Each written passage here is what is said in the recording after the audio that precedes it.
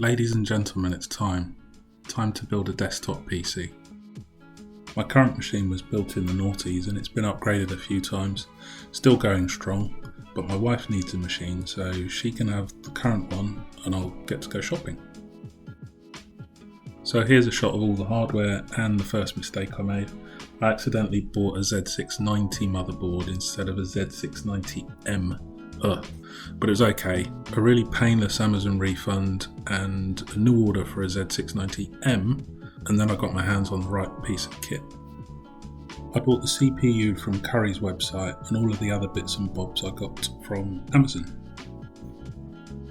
So here's the motherboard, and I'll be installing the CPU first after I've got this unboxed and placed neatly on the desk. It's always advisable to wear an anti-static wrist strap or do the next best thing, which is touching something metal to ground yourself, which is what I think they call ground effect in motorsport.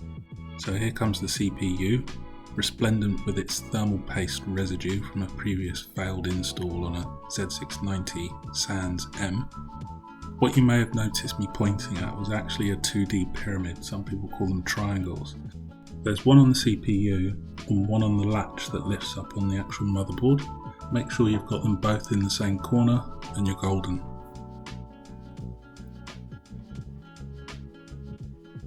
Fun fact, kids, the Great Pyramid of Giza is actually 8-sided. Next, I'm installing the operating system storage. The motherboard manual states that SATA drives, like mine, are only supported in slot 3. The benchmarks, however, you'll see later in this video do concern me, so I may test the M.2 in slot 1, which is closest to the CPU. Anyway, the standoff gets screwed in finger tight first, then the drive gets fixed in place.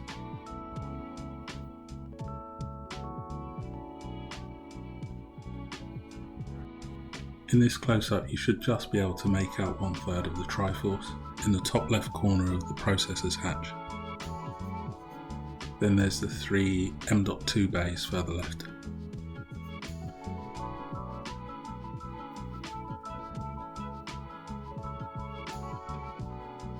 So next up, this mounting plate goes here. It's going to secure my processor's cooler.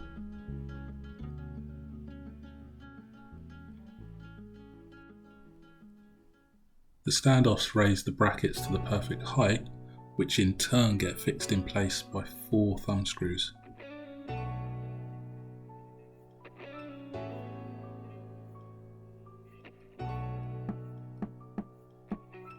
This is the perfect amount of thermal paste, and I don't want to hear anybody telling me otherwise.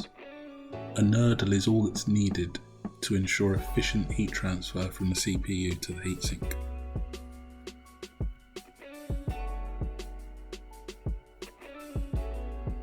And this is the RAM, 2 16GB sticks. They're easy enough to install and they only go in one way. The motherboard's manual details where these should be installed and it's based on how many sticks you have. So here you'll see some of the connectors on the motherboard. The grey one sort of in the middle is for the fan that I'll be connecting in a moment. You can see how tight the cooler's fitment is, but it's got enough clearance all the way around. On goes the fan. Making sure the cable is pointing down means it's fitted in the correct orientation. There's a section coming up later on where it looks as though I might have installed the power supply unit upside down. I'm only going based off of the text on the side of the power supply. The reason I installed it in the particular orientation that I did was because I put the power supply's fan facing down and the case actually has a vent just below that. Anyway, have a look, let me know if you think I did it right or wrong. The front panel I/O of this case includes a few USB ports, power and reset buttons, microphone and headphone jacks, and a hard drive activity LED. I like this dust filter on the back too. It's kept securely in place by these magnetic strips on its underbelly. These metal I/O shields used to be a bit of a pain to install. They still are. What gave me more trouble was getting the motherboard's ports to line up with the cutouts on the I/O shield. I'm pretty sure it was due to a motherboard mount in the top left from this angle being ever so slightly proud. You can see the ports on the left are sitting too high in the case. I removed the board and made sure that the I/O shield was fitted well, and actually bent the tabs just to the ports that had the worst fit inwards out of the way, and this was the result.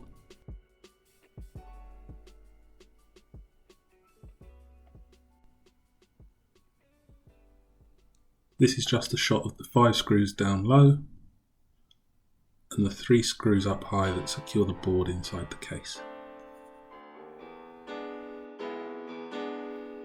These shots make the storage drive install procedure quite clear. They speak for themselves, so enjoy.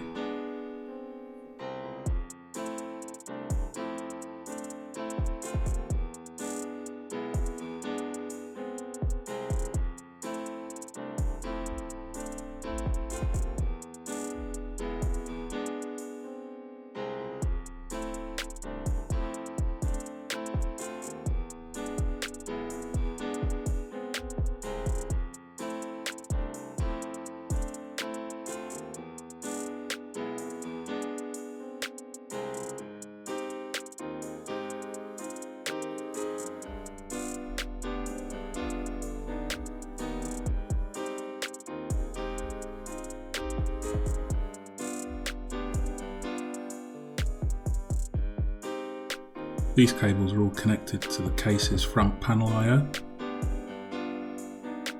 They're all labelled up nicely. All I have to do is plug them into the correct ports on the motherboard.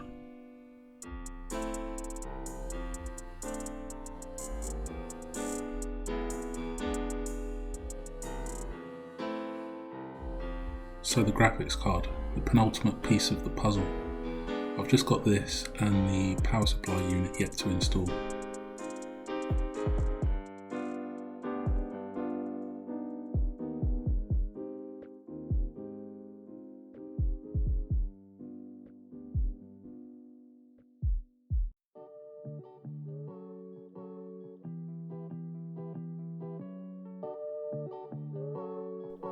I didn't get any particularly good shots of the install as my back got in the way of the camera, but I did get this.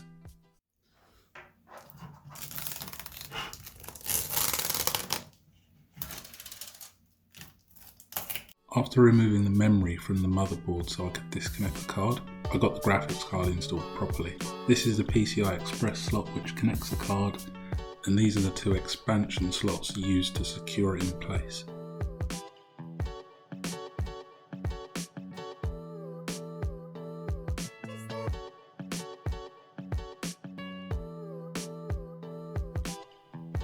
Okay Lewis, box, and pick confirm. The power supply that I selected is modular.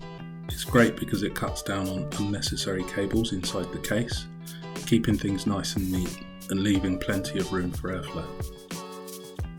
I installed the power connectors on the inside first, then passed the loose end of each cable through to the back of the case via the closest opening.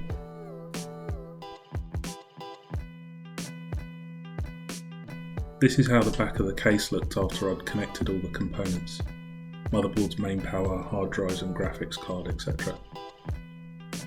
I used a zip tie or two to bundle the cables together in some areas, and in some other areas just to relieve a bit of pressure that a cable would have exerted on, say, a power connector for a hard drive. The cables I haven't used here can be seen on the left. The modular supply came with more than I needed for my build.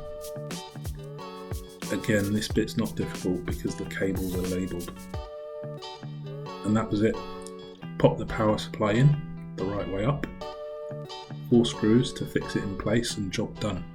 And so, here it is. My shiny new monolithic mid-tower speed demon. I'm particularly pleased with how a modern case and power supply actually allow you to build in such an uncluttered way, especially from this angle. It's awesome. And in this form factor in particular, what they call M80X, I'm a huge fan of this smaller mid-towers aesthetic.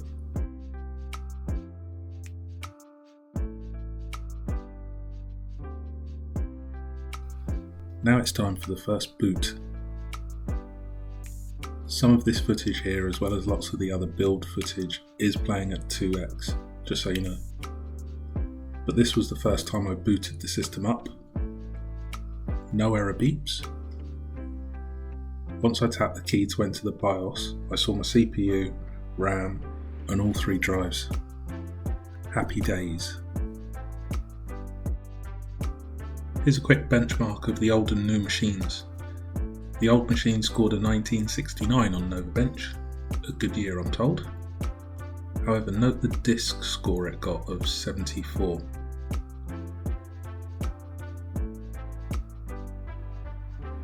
Also, it got nowhere near the performance of a modern mid-level gaming PC. Or high-end gaming PC. Let's have a look at how the new machine compares. A 4216 Novabench score, a little over double compared to the old machine. But look at the disk score, 58? This is what I meant earlier about the specific M.2 slot I installed the operating system's disk on. I've checked the make and model of both disks online, and my new disk should be faster than the old. I'll need to swap that around and see how it performs. Nevertheless, it looks like I've built a modern high-end gaming PC.